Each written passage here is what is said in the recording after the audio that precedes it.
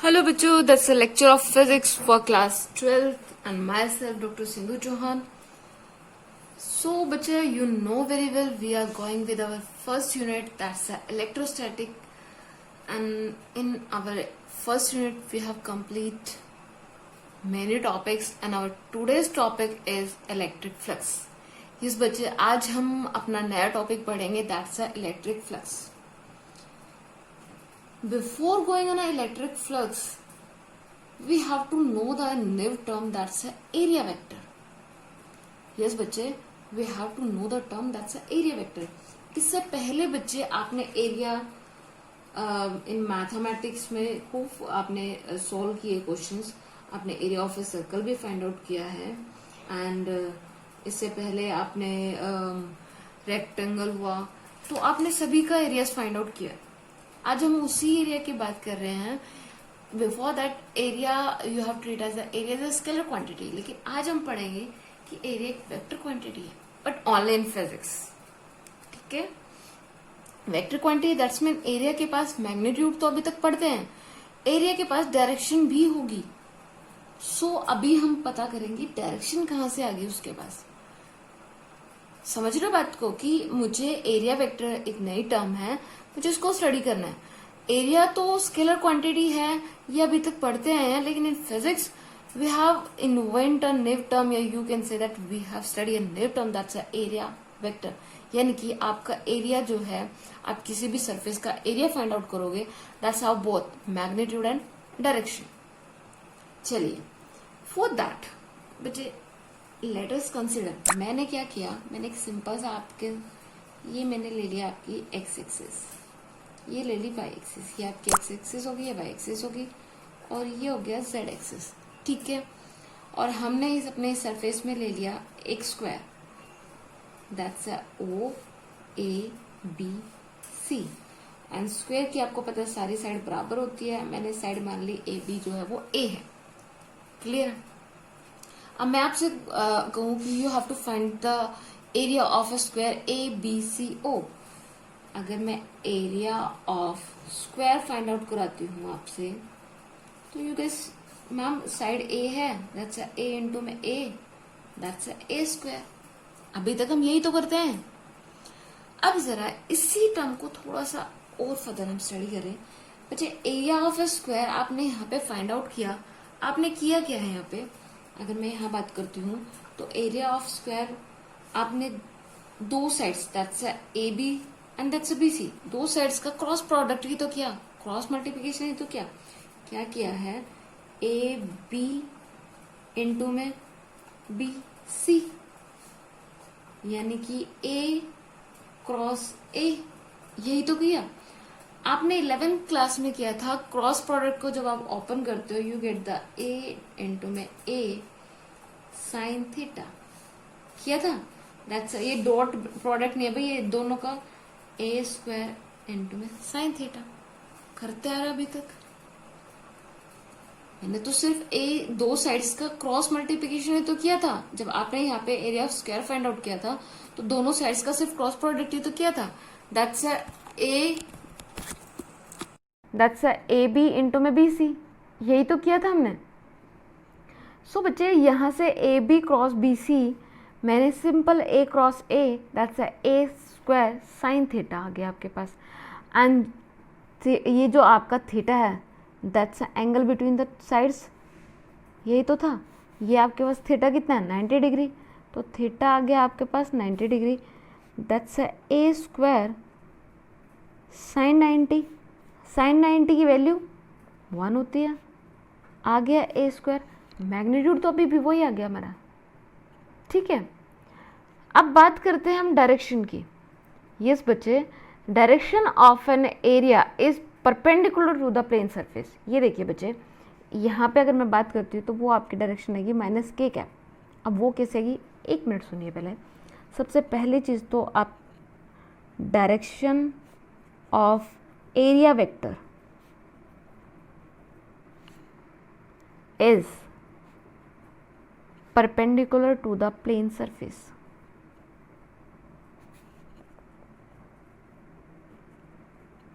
मैंने क्या किया, यहाँ पे एक रेक्टेंगुलर को रख दिया, ये आपका एक रेक्टेंगुलर जो शेप है वो है, इसकी लेंथ एंड ब्रेड्थ ये हो गया, ये इसके पास लेंथ, ये उल्टा लिख दिया, ये लेंथ होगी ये ब्रेड्थ होगी, ठीक है। अब आपसे मैंने फाइंड आउट करा लिया एरिया, तो एरिया तो अभी भी LB है भाई। एरिया ऑफ रेक्टेंगल जो है आपके पास यहाँ पे, area of rectangle that is L cross B, यही तो आएगा, वही LB साइन थीटा, एंगल आपका वही आ गया। अब बच्चे यहाँ पे मैं जब LB निकालती हूँ तो डायरेक्शन की बात करूँ तो बच्चे ये देखिए बच्चे, इसके परपेंडिकुलर कौन सा होगा, direction of area vector is perpendicular तो प्लेन ऑफ द सरफेस। आपको पता है ये एक्स और जेड प्लेन के परपेंडिकुलर कौन सा होगा, वाई होगा। वाई के लिए आप जे कैप यूज़ करते हो, इस पे दोनों तरफ होगी आपकी इन अ नेगेटिव फेज और पॉजिटिव फेज, यानी कि आप अगर मैं बात करूँ, मान लो ये पेज ही है, ये देखिए बच्चे आप इस पेज को देख पा रहे हो, यहाँ से अगर डायरेक्शन देखी जाए तो ये इस तरफ भी है इस तरफ भी है। अब दैट्स इन ओपन, जब या फिर मैं 2D स्पेस में बात करूँ या फिर आपका मैं बात करूँ ओपन सरफेस में, आप दोनों साइड में से कोई सा भी साइड अपनी कन्वीनियंस के अकॉर्डिंग ले सकते हो। लेकिन अगर आपने स्टार्टिंग में इनवर्ड वाले लिए है तो थ्रू आउट ऑफ वो लेके चलिए, यानी कि आपने नेगेटिव वाले लिए इनवर्ड, सॉरी मैंने गलत बोला, अगर आपने इन नेगेटिव वाली यानी कि माइनस, मैंने यहाँ पे प्लस जे लिया, आप यहाँ पे अगर माइनस जे कैप लेते हो तो थ्रू आउट आप माइनस जे कैप को ही लेके चलोगे, चेंज नहीं करोगे। क्लियर है। तो यहाँ पे तो 2D स्पेस की बात कर रहे हैं, यहाँ पे एक्स वाई जो आपका area of a rectangle LB आ गया with have the direction minus J cap, ठीक है। इसी तरह से मान लीजिए मैं अगर आपके पास इन XYZ प्लेन में कोई भी, यहाँ ये y हो गया, ये x हो गया, z हो गया, यहाँ आपने एक रेक्टेंगल प्लेस कर दिया तो इसके डायरेक्शन अंदर ये इस तरफ भी होगी, बाहर की तरफ ये, यानी कि ये देखिए बच्चे ये इस तरफ भी होगी और अंदर की तरफ उधर भी होगी। इस तरफ आप निकालते हो तो पॉजिटिव वैल्यू है, इधर अगर करते हो तो नेगेटिव, यानी कि माइनस के कैप भी है और प्लस के कैप भी है, दैट्स योर चॉइस। सो बच्चे इन्हें 2D स्पेस कह सकते हो या इन ओपन सरफेस। अगर सरफेसेस ओपन हैं या 2D है, बोथ डायरेक्शन इज करेक्ट, आप चाहे कोई सी भी ले लीजिए, दोनों की दोनों डायरेक्शन करेक्ट है। I mention here in open surface जो एरिया वेक्टर के आप डायरेक्शन लेते हो, बोथ डायरेक्शंस इज करेक्ट, ठीक है। ये तो 2D की हमारी ओपन सर्किट की बात हुई। अगर हम 3D की बात करें या फिर मैं बात करूँ क्लोज सरफेस की बात करूँ, बस बच्चे आपको क्या दिमाग में रखना है कि direction of area vector is perpendicular to the plane, plane के परपेंडिकुलर मिलेगा, जो आपका प्लेन है उसके परपेंडिकुलर मिलेगी उसकी direction.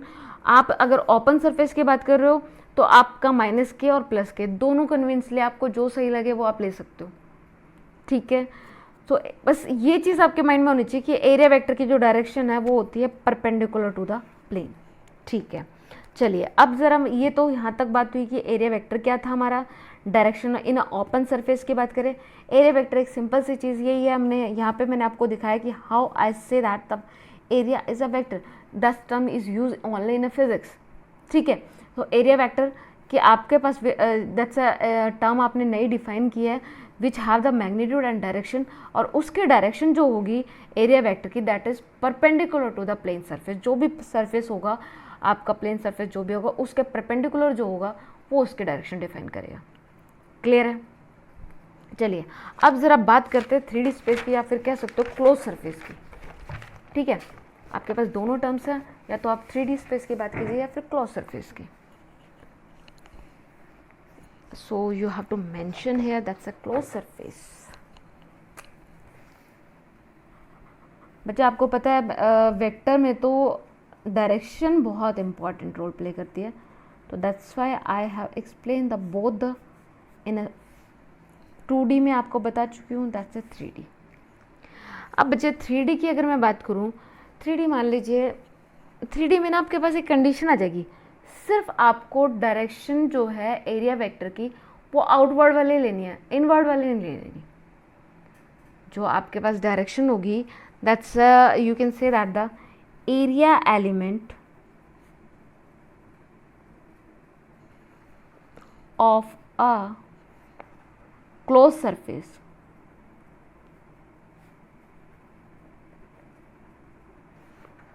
is taken to be in direction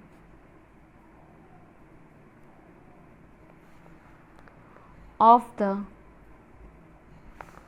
outward normal. आपको सिर्फ बाहर की तरफ आउटवर्ड नॉर्मल, ठीक है, समझिए। देखिए बच्चे, मान लेती हूँ ये आपके पास सिलेंडर है,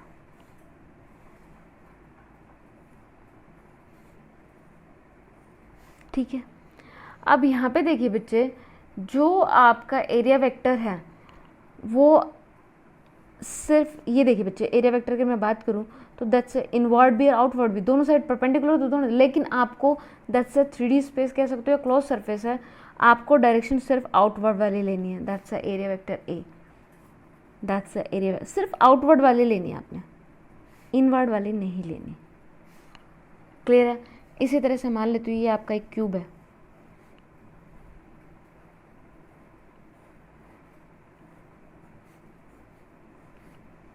ठीक है। अब ये देखिए बच्चे, एक सरफेस आपके पास ये अपर सरफेस ये है, अब ये देखिए इसकी डायरेक्शन इनवर्ड भी होगी आउटवर्ड भी होगी, लेकिन आपको सिर्फ आउटवर्ड वाले लेनी है। इसी तरह से अगर मैं इस वाले सरफेस की बात करती हूँ, इसकी डायरेक्शन भी कैसी होगी, आउटवर्ड होगी। ये बिल्कुल जो सामने वाला लगा हुआ है इसकी डायरेक्शन भी कौन सी होगी, आउटवर्ड वाली होगी। बेस जो नीचे बैठा हुआ है उसकी डायरेक्शन भी आउटवर्ड वाली। मतलब आपको इन अ 3D स्पेस में जो एरिया वेक्टर की डायरेक्शन लेनी है दैट मस्ट बी परपेंडिकुलर, तो रहेगा वो परपेंडिकुलर तो अभी भी है, जो अभी हम पढ़ गए हैं कि एरिया वेक्टर जो है, अगर मैं डायरेक्शन की बात करूं तो एरिया वेक्टर की डायरेक्शन जो होगी that is perpendicular to the plane surface, but in a close surface you just include only outward direction, not inward. 2D space में आपके पास चॉइस है, आप इनवर्ड भी ले सकते हो और आउटवर्ड भी ले सकते हो, लेकिन इन 3D स्पेस में आप एरिया वेक्टर की डायरेक्शन जो होगी वो आप टोटली आउटसाइड ही ले हुए। क्लियर है? चलिए, अब यहाँ तक तो हो गया हमारा एरिया वेक्टर का जो टर्म थी, आई थिंक आपको क्लियर भी होगा। एरिया वेक्टर जो है that's have a magnitude and direction and that term is defined only on A physics. And area vector से आपने जो आपके पास, मतलब अगर मैं यहाँ पे बात करूँ, मान लीजिए ये डेल्टा, मैं इस सरफेस की बात कर लेती हूँ, that's a delta S is equals to delta S into में एन कैप। तो यहाँ पे ये डेल्टा एस क्या है, मैग्नीट्यूड है, और एन कैप क्या है, डायरेक्शन है, एंड ये हो गया आपका एरिया वेक्टर। जो भी हम करके आए, स्क्वायर का एरिया था दैट्स ए स्क्वायर इंटू में डायरेक्शन माइनस के कैप थी आपके पास, ये मैग्नीट्यूड हो गया, ये डायरेक्शन होगी। क्लियर है? बस आपको ये बात भी दिमाग में रखनी है कि इन ए 2D स्पेस में, यानी कि ओपन सरफेस में आप बात करोगे तो आप एरिया वेक्टर की डायरेक्शन जो परपेंडिकुलर होगी to the plane surface, it may be inward भी ले सकते हो, आउटवर्ड भी ले सकते हो, but in a close surface आप लोगे एरिया जो direction of area vector that is perpendicular to the plane surface that must be in outward, वो आउटवर्ड वाली नॉर्मल वाली लुक है। क्लियर है? चलिए, अब हमारे पास आ जाती है नेक्स्ट टर्म आपकी इलेक्ट्रिक फ्लक्स। यस बच्चे, जिसके नाम पे हमने अपना टॉपिक स्टार्ट किया था।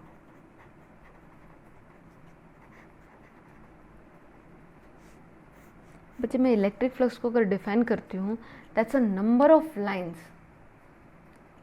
That's the number of electric lines passing perpendicular to the plane. बच्चे, इससे पहले ना मैं आपको एक छोटा सा एग्जांपल लेते हैं। मान लीजिए ये आपके पास, ये आपकी विंडो है, ये विंडो है आपके पास, ये विंडो का एक पार्ट है, ये विंडो का सेकंड पार्ट है, ये वन पार्ट है, ये सेकंड पार्ट है, ठीक है। मैंने क्या किया, आपके फर्स्ट पार्ट को ओपन कर लिया, बाहर हवा चल रही है। एग्जाम्पल ले रहे बच्चे, समझो कि इलेक्ट्रिक फ्लक्स है क्या चीज़। बाहर हवा चल रही है, आपने एक विंडो को ओपन किया, आपके रूम में हवा आनी शुरू होगी, ठीक है।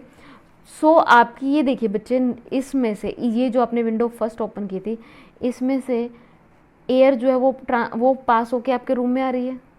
तो एक कह सकते हो वहाँ पे मैं एयर को एज एयर लिखने, एयर को मैं लिखती हूँ number of lines of air, हवा की नंबर ऑफ लाइंस इस एरिया में से पास आउट कर रही थी, ठीक है। तो जितनी number of lines of air इस रीजन से पास आउट कर रही है वो होगी उसकी इलेक्ट्रिक लाइंस या एयर लाइंस। बच्चे इलेक्ट्रिक लाइंस तो मैंने इलेक्ट्रिक फील्ड में पहुंच गए। जितनी नंबर ऑफ लाइंस यानी कि जितनी हवा इस विंडो के फर्स्ट पार्ट से पास आउट होके आपके रूम में आ रही थी, दैट्स अ एयर फ्लक्स। समझ रहे हो बच्चे? इसी तरह से ये देखिए बच्चे, मैं दोनों चीज़ों को आपसे रिलेट करती हूँ। मैंने यहाँ पे ये एक सरफेस है आपके पास, मान लेती हूँ सरफेस एस है, इसमें से number of electric lines, the number of electric lines जितनी भी पास हो रही है, total number of electric line passing through the given area, इस एरिया से। अब यहाँ पे भी तो मैंने एयर को इतना एरिया दिया था, सिर्फ एक विंडो को ओपन किया था, तो number of lines of air जितनी पास हो रही थी वो क्या थी हमारी एयर फ्लक्स मान लेती हूँ मैं उनको।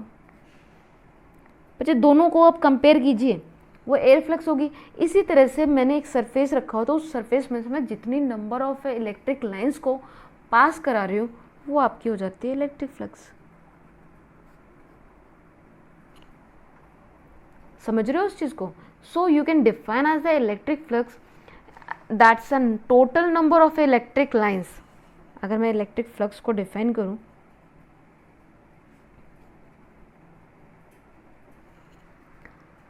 it is defined as the total number of electric field lines,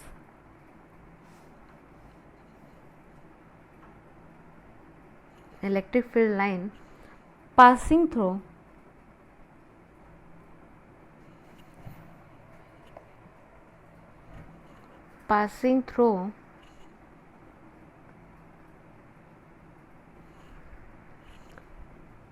the given area।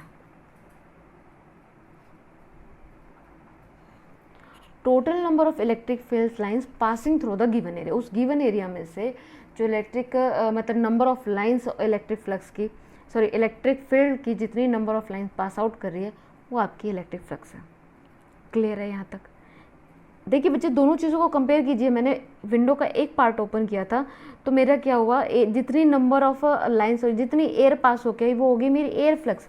इसी तरह से जितनी नंबर ऑफ लाइंस इस सरफेस में से पास आउट होके जा रही है, इलेक्ट्रिक फील्ड लाइन जितनी आपके पास आउट होके जा रही है वो हो गया आपका इलेक्ट्रिक फ्लक्स। क्लियर है? अब क्या करती हूँ बच्चे, मैं इसकी सेकेंड, अभी मैंने फर्स्ट विंडो को ओपन किया था, ठीक है, मुझे लगा कि हवा कम आ रही है, मैंने सेकेंड पार्ट को भी ओपन कर दिया। अब पहले तो इतना सा आपने देखा था कि आपका हाफ पार्ट, ये सिर्फ आधा पार्ट जो था ये ओपन था, अब आपने पूरा ओपन कर दिया। जैसे पूरा ओपन हो जाएगा हवा ज़्यादा आएगी। क्या हुआ? हवा ज़्यादा आएगी।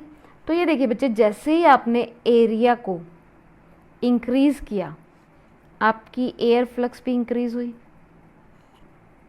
एरिया को बढ़ाया एयर फ्लक्स भी इंक्रीज हुई। सिमिलरली आप इलेक्ट्रिक फ्लक्स की बात करते हो बच्चे, मान लेती हूँ ये आपके पास पहले आपने इतना छोटा सा लिया हुआ था, अब मैं इस रीजन को, अगर मैं मान लीजिए इसी रीजन को मैं बढ़ा देती हूँ, मैं इसी रीजन को, ये देखिए बच्चे मैं इस तरह से, ये कुछ इस तरह से बढ़ा देती हूँ, एरिया को बढ़ा दिया मैंने। तो मैंने जैसे एरिया बढ़ाऊंगी नंबर ऑफ लाइंस यहाँ से भी तो पास करेंगी भाई, नंबर ऑफ लाइंस यहाँ से भी पास आउट करेगी। तो जैसे ही एरिया इंक्रीज होगा इलेक्ट्रिक फ्लक्स भी इंक्रीज होगी। एक बच्चे और बात, इलेक्ट्रिक फ्लक्स को आप फाई से डिनोट करते हो, ठीक है। तो यहाँ से मुझे एक जो नई चीज़ आपको एक रिजल्ट मिला, दैट्स आया कि फाई जो है वो प्रोपोर्शनल किसके हुई, एरिया के। एरिया ऑफ प्लेन लिख लीजिए। आपने सरफेस का जो एरिया इंक्रीज किया तो इलेक्ट्रिक फ्लक्स जो है वो भी इंक्रीज हुई। भाई मैंने पहले हाफ विंडो को ओपन किया था, मैंने पूरी विंडो को ओपन किया। आप ये खुद देखो कि आप बाहर हवा चल रही है तो पूरी विंडो को ओपन करोगे तो ज़्यादा हवा आएगी, थोड़ी सी विंडो को आप हाफ को करोगे, आप थोड़ा सा बस ओपन करोगे तो हवा थोड़ी आएगी। तो वही चीज़ यहाँ पे मैंने एरिया ऑफ प्लेन को इंक्रीज करेंगे तो नंबर ऑफ इलेक्ट्रिक लाइंस जो है वो भी क्रॉस ज़्यादा करेगी, और इलेक्ट्रिक फ्लक्स इंक्रीज होगा। क्लियर है? अब ये देखिए बच्चे, पहले तो क्या चल रहा था, ये मैं यहाँ पे बनाती हूँ, आपकी ये विंडो थी। पहले तो जो हवा चल रही थी वो धीरे धीरे चल रही थी, अब हवा भी तेज हो गई है।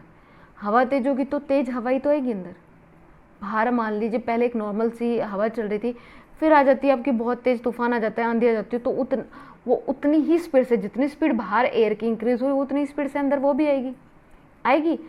सिमिलरली मान लीजिए ये मैंने, क्योंकि यहाँ पे भी क्या हुआ, मैंने एयर की जो एयर थी उसकी स्पीड, या फिर कह सकते हो एयर का जो वेव था, जो एयर का मूव ऑन था वो इंक्रीज हुआ। अगर मैं यहाँ पे, ये आप एक सरफेस लेके चल रहे थे बच्चे, दैट्स अ सरफेस एस, अगर मैं यहाँ पे इलेक्ट्रिक फील्ड को इंक्रीज कर देती हूँ, अगर इलेक्ट्रिक फील्ड इंक्रीज हो जाता है तो नंबर ऑफ लाइंस भी इंक्रीज होगी। और बच्चे इससे पहले मैंने आपको जब प्रॉपर्टीज ऑफ इलेक्ट्रिक फ्लक्स कराया था, तब मैंने आपको बताया था कि इलेक्ट्रिक फील्ड जितना ज़्यादा होगा, इलेक्ट्रिक फील्ड लाइंस, मतलब जहाँ इलेक्ट्रिक फील्ड्स ज़्यादा होगा वहाँ इलेक्ट्रिक फील्ड लाइंस क्लोज होंगी, ज़्यादा होंगी। तो जैसे मैंने इलेक्ट्रिक फील्ड को इंक्रीज करूँगी, आपका फाई भी इंक्रीज होगा। भाई एयर का जो स्पीड है वो इंक्रीज हुई, तो अंदर आने की उसकी स्पीड भी, वो भी इंक्रीज होगी। मैंने भी यहाँ पे, अगर मैं इलेक्ट्रिक फील्ड को भी चेंज कर देती हूँ, इलेक्ट्रिक फील्ड को भी मैं इंक्रीज कर देती हूँ, तो आपका फाई भी चेंज होगा। तो यहाँ से फाई पहले किस पे डिपेंड कर रहा था, एरिया पे डिपेंड कर रहा था, आप फाई किस पे, इलेक्ट्रिक फील्ड पे भी डिपेंड कर रहा है। दो टर्म्स आ गए आपके पास, एक ही आ गया, एक ही आ गया, ठीक है। तो यानी कि आपका फाई किस पे डिपेंड कर गया, इलेक्ट्रिक फील्ड के, यानी कि फाई जो है वो डायरेक्टली प्रोपोर्शन हुआ एरिया के, एंड फाई जो है वो डायरेक्टली प्रोपोर्शन हुआ इलेक्ट्रिक फील्ड के। दोनों टर्म्स के डायरेक्टली प्रोपोर्शन मिला मुझे। यही तो हुआ, मैंने कंपैरिजन करके आपको समझाया ना कि आप इलेक्ट्रिक फील्ड को इंक्रीज करोगे तो फाई भी आपका इंक्रीज होगा। तो फाई जो directly proportion to the electric field हो गया, एंड फाई जो है वो directly proportion to the area, जो सरफेस आप लेके चल रहे थे उसके एरिया के प्रोपोर्शनल हो गया, ठीक है। सो अगर मैं इन दोनों इक्वेशन को मर्ज करती हूँ, that's a phi is equals to E dot A, that's is E A cos theta. ये कुछ आएगा आपके पास, मतलब ये रिजल्ट आपके पास आना चाहिए। भाई ये तो मैंने डॉट प्रोडक्ट ही तो खोला है, ई ए कॉस थीटा। बच्चे ये आपको अभी समझ आ जाएगा कि मैंने ई कॉस थीटा, मतलब डॉट क्यों किया, क्रॉस क्यों नहीं कर दिया। जस्ट वेट, मतलब आपके पास फाइनल रिजल्ट ये आना है। पहले मैं आपको सिर्फ एक वो कहते हैं ना बेस बताना चाहती हूँ कि इलेक्ट्रिक फ्लक्स है क्या। Total number of A lines है, इलेक्ट्रिक फील्ड्स लाइंस हैं जो पास करे किसी सरफेस से। मान लो ये आपका पेज है, या फिर मैं ये मान लेती हूँ ये सरफेस है, ये आपका पूरा का पूरा सरफेस आपने डिफाइन किया हुआ है, ये आपका प्लेन सरफेस है। नंबर ऑफ इलेक्ट्रिक लाइंस जो इस सरफेस को पूरे को क्रॉस करके जाएगी, यहाँ से मैंने पहले तो इतने से सरफेस की बात करी, फिर मैंने इस सरफेस को इंक्रीज कर दिया, साथ में मैंने इलेक्ट्रिक फील्ड को भी इंक्रीज कर दिया। अब देखिए बच्चे, पहले तो वो इतने, ये पहले मान लेती हूँ इस सरफेस से जा रही थी, फिर मैंने इस सरफेस से पास आउट कराई, तो मैंने इन दोनों को कंपैरिजन करके देखा, तो जैसे मैंने एरिया को इंक्रीज किया आपकी इलेक्ट्रिक फील्ड लाइन भी इंक्रीज हुई, ठीक है। तो ये हो गया आपका इस सरफेस से जितने भी नंबर ऑफ लाइन्स जो है वो ट्रांसफर होके जाएगी, जो क्रॉस करके जाएगी, जो पास करके जाएगी, number of electric lines passing through the given area, वो है आपकी इलेक्ट्रिक फ्लक्स, ठीक है। एक चीज और बच्चे, जो आपकी the number of electric lines, the number of electric lines passing, जो पास करेगी, परपेंडिकुलर होगी टू अ प्लेन सरफेस।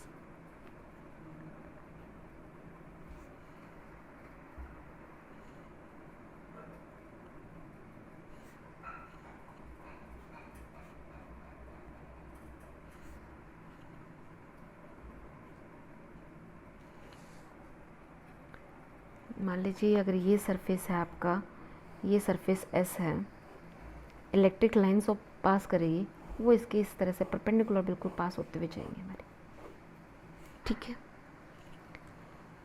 आपको पता है यूनिट वेक्टर जो होगा या एरिया वेक्टर जो होगा वो आउटवर्ड होता है, ठीक है भाई। ये आपका डेल्टा एस हो गया। क्लियर है? अब यहाँ तक मेरे हिसाब से आपको क्लियर होगा। अब ज़रा इसका एक छोटा सा डेरिवेशन है वो भी कर लेते हैं। मैंने क्या कंसिडर किया बच्चे, मैंने एक सिंपल सा लिया, लेट अस कंसिडर, मैंने there is a small element यानी कि d5 ले लिया। सबसे पहले क्या किया, let us consider small area, मैंने डेल्टा एस स्मॉल एरिया ले लिया, उस पूरे एस सरफेस में से मैंने स्मॉल एरिया, ये आपका पूरा सरफेस था, उस सरफेस में से मैंने एक छोटा सा एरिया, ये आपका डेल्टा एस ले लिया। ठीक है, मैंने स्मॉल एरिया डेल्टा एस ले लिया जिसमें से d5 small amount of electric flux pass हो रही है, small amount of electric flux, आपकी इलेक्ट्रिक लाइंस में लिख लेती हूँ मैं, इलेक्ट्रिक लाइंस पास आउट हो रही है। ठीक है, so d5 that is equals to electric field lines, इधर से E डॉट स्मॉल एरिया अपने डेल्टा एस यानी कि ds लिया था, एंड विद डायरेक्शन आपका यूनिट वेक्टर है ही, इसको आप a वेक्टर भी लिख लो, यूनिट वेक्टर n से भी लिख लो, कोई दिक्कत नहीं है। ठीक है, अगर मैं यहाँ पे वही डॉट प्रोडक्ट ओपन करती हूँ, that's E ds cos of theta आ जाता है, और मुझे टोटल इलेक्ट्रिक फ्लक्स निकालनी है, that is phi equals to, integration नहीं करोगे, ओवर अ क्लोज सरफेस की बात कर रहे हैं हम, E ds cos of theta of n cap, that's a phi equals to closed surface E ds cos theta n cap। ये आपके पास रिजल्ट है। ठीक है, अब बात आती है कि मैम ये आप cos थीटा ले रहे हो, ई डॉट क्यों लिया, ई क्रॉस क्यों नहीं लिया? चलिए बच्चे ज़रा बात करते हैं इस बारे में भी। देखिए बच्चे, आपके पास सरफेस था,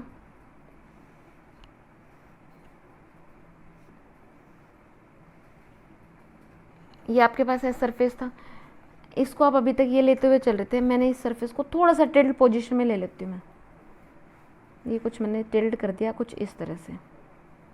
ठीक है, इसका भी यूनिट वेक्टर तो वही, सॉरी यूनिट वेक्टर के बाद एरिया वेक्टर वही आपका ए है। अब मैं क्या करती हूँ, जो आपके इलेक्ट्रिक फील्ड्स लाइंस हैं, देखो इलेक्ट्रिक फील्ड्स लाइन परपेंडिकुलर अभी भी सरफेस के है तो परपेंडिकुलर ही, मैंने इस सरफेस को टिल्ट किया है तो इलेक्ट्रिक फील्ड्स लाइन तो अभी भी परपेंडिकुलर ही जा रही है, लेकिन ये इलेक्ट्रिक फील्ड्स लाइन जो है वो एरिया वेक्टर के एंगल के एरिया वेक्टर के साथ बना रही है एंगल थीटा। ये देखिए बच्चे, यहाँ पे ये आपका एरिया वेक्टर ए है और ये इलेक्ट्रिक फील्ड ई की, और ये एंगल बना रही है थीटा। ठीक है, अब मैं अगर यहाँ पे ई, ये जो आपका एरिया वेक्टर है A and that's E vector, component में अगर रिजोल्व करते हैं तो ये वाला होगा आपका ई कॉस थीटा, एंड इस तरफ जो आएगा आपके पास ई साइन थीटा, ये आपका ई कॉस थीटा और ये आ गया ई साइन थीटा। ठीक है, अब क्या है, the number of electric line passing perpendicular to the plane surface, वो परपेंडिकुलर होनी चाहिए प्लेन सरफेस की। ये देखिए बच्चे, ये कहीं पे भी आप जब इलेक्ट्रिक लाइंस को लेके जाओगे तो ई कॉस थीटा जो आपका कंपोनेंट है that's not have an perpendicular component, मतलब ये आपकी इलेक्ट्रिक लाइंस जो पास आउट होके जा रही है वो आपके ई साइन थीटा कंपोनेंट के साथ परपेंडिकुलर नहीं होगी, वो परपेंडिकुलर है ई कॉस थीटा के साथ। So we have taken that part. जो इलेक्ट्रिक फील्ड लाइन है वो ही कंपोनेंट लेना है जो एरिया वेक्टर के अलोंग हो। क्या चीज़ है, आपको जो इलेक्ट्रिक फील्ड है उसका वही कंपोनेंट लेना है जो एरिया वेक्टर के अलोंग हो। अब ये देखिए, ई कॉस ई साइन थीटा जो है वो किसके साथ है, एरिया वेक्टर के अलोंग थोड़ी ना, ई कॉस थीटा जो एरिया वेक्टर के अलोंग है। ये देखिए बच्चे, हमने क्या किया है, मैंने सिंपल से जो आपका एस सरफेस था उसको मैंने टिल्ट पोजीशन पे लिया। जब टिल्ट पोजीशन में लिया तो एरिया वेक्टर के साथ इलेक्ट्रिक फील्ड एंगल बना रहा है कितना, थीटा। मैंने उस थीटा कंपोनेंट को आप रिजोल्व कर लेते हो, दैट्स ई कॉस थीटा हो जाता है, ये ई साइन थीटा हो जाता है। तो बच्चे ये कंडीशन क्या है कि आप इलेक्ट्रिक फील्ड का वही कंपोनेंट ले सकते हो या वही पार्ट ले सकते हो जो एरिया वेक्टर के नॉर्मल हो। जो एरिया वेक्टर के अलोंग हो, तो एरिया वेक्टर के अलोंग कौन सा जा रहा है, ई cos theta, E sine theta तो उसके नहीं जा रहा है ना, वो तो देख लो ना, ये इसके अलोंग है, सो हमने ई कॉस थीटा लिया। आई थिंक अभी आपको क्लियर होगा कि क्या चीज़, कि हमने कॉस थीटा ही क्यों लिया, डॉट क्यों बताया, एंड ये रीज़न है, मैंने सिर्फ एक सरफेस लिया एस और उसको एक टिल्ट पोजीशन में रखा है, और टिल्ट जो आपके पास टिल्ट पोजीशन थी वहाँ पे हुआ क्या कि आपकी इलेक्ट्रिक फील्ड जो है, इलेक्ट्रिक फील्ड लाइंस जो है, that's make an angle theta with a area vector, area vector के साथ एंगल थीटा बना रही थी, and I can take only that component which is along the area vector, area vector के along E cos theta था, so I consider only E cos theta. ठीक है भाई, ये ई कॉस थीटा आ गया, तो फाई आपका क्या आ गया, एरिया वेक्टर के साथ जाना है, ई ए कॉस थीटा, यही तो अभी तक करते आ रहे हैं हम भाई, एरिया वेक्टर के लोगे ई ए कॉस थीटा आ गया। क्लियर है? आई थिंक अभी तो आपको क्लियर होना चाहिए। सो that's all about the electric flux and the area vector. I wish आप लोगों को ये चीज़ें समझ आए एंड आपको क्लियर हो। So that's all about the today's lecture. Thank you. Wait I leave one thing, wait, sorry बच्चे, अब आपके पास जो आया that's E cos theta E sine, मतलब सॉरी आपके पास जो फाई आया that is equals to electric field over a close surface that's E D S cos theta. ठीक है, आपका जो इलेक्ट्रिक फ्लक्स है, सबसे पहली चीज़ तो बच्चे ये है, जो इलेक्ट्रिक फ्लक्स है वो स्केलर क्वांटिटी है। जो इलेक्ट्रिक फ्लक्स है वो कौन सी क्वांटिटी है हमारी, स्केलर क्वांटिटी है। कैसे? आपको पता है दो वेक्टर्स का जब डॉट प्रोडक्ट होता है तो रिजल्ट हमें स्केलर क्वांटिटी मिलती है। तो इलेक्ट्रिक फ्लक्स दो वेक्टर्स का डॉट प्रोडक्ट ही तो मिला था मुझे, आगे स्केलर क्वांटिटी होती है ये। आप ज़रा थीटा के बारे में बात कर लेते हैं। मान लीजिए अगर थीटा 90 डिग्री है, जो इलेक्ट्रिक फ्लक्स की अगर मैं बात करती हूँ बच्चे, जो आपकी इलेक्ट्रिक फ्लक्स है वो पॉजिटिव भी हो सकती है, नेगेटिव भी हो सकती है और ज़ीरो भी हो सकती है। ठीक है, सो अगर मान लीजिए बच्चा, मैं जो पहला केस लेती हूँ, मैं केस फर्स्ट ही लेती हूँ। अगर थीटा जो है that equals to 90 degree, cos 90 zero, phi क्या आ गया ज़ीरो, यानी कि इलेक्ट्रिक फ्लक्स ज़ीरो हो सकती है। ठीक है, अगर केस सेकंड की बात करूं, थीटा इज लेस देन, नहीं theta is greater than 90 degree, आपका जो थीटा है वो ग्रेटर देन 90 डिग्री है, तो आपकी फाई की वैल्यू जो आएगी वो आएगी positive. And last one is the case third one, अगर थीटा जो है, ये बच्चा मैंने उल्टा बोला, theta is less than 90 degree तो पॉजिटिव आएगा, अगर थीटा जी इज ग्रेटर देन 90 डिग्री है तो फाई आपकी नेगेटिव वैल्यू मिलेगी। ये थोड़ा सा टर्म रह गया था, I forget, so I think यहाँ तक क्लियर होगा। Electric flux is a scalar quantity and electric flux may be positive, negative और can be zero.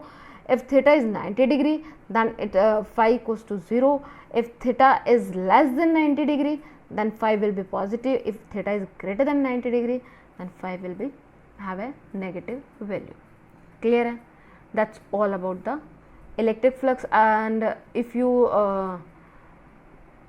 know about the unit, अगर मैं unit की बात करूँ तो unit आपकी unit of phi, यूनिट की बात करते हैं तो ये आपको यूनिट मिलेगी न्यूटन मीटर स्क्वायर पर coulomb.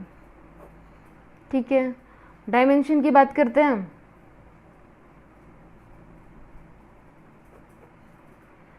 That's m1l cube t-3 and a-1, ये इसके डायमेंशन हो गए। So that's all about the today's lecture. Thank you.